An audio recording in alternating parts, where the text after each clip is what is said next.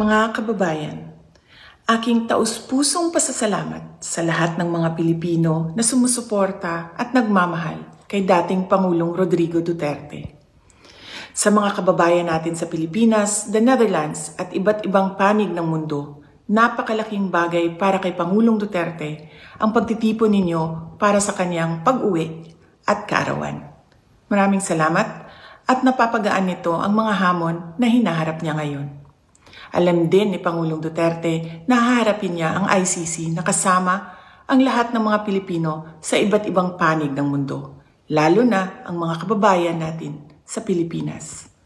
Sa kanyang pagdiriwang ng kanyang 80th birthday, huwag nating kalimutan na ipagdasal sa Diyos na sana ay biyayaan pa siya ng mas magandang kalusugan at mas mahabang buhay.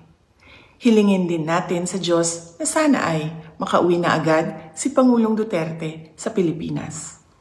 Ang ating mga pagtitipon ay nagpapatunay ng lakas, tapang at paninindigan ng mga Pilipino.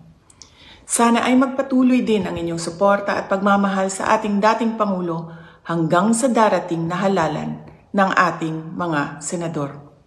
Sa inyong kaisog, suporta o pag-ampo, kami nagasandig o naghinaot nga atong makabot ang hustisya alang kang Rodrigo Duterte sa mga Pilipino ug sa atong nasod Pilipinas.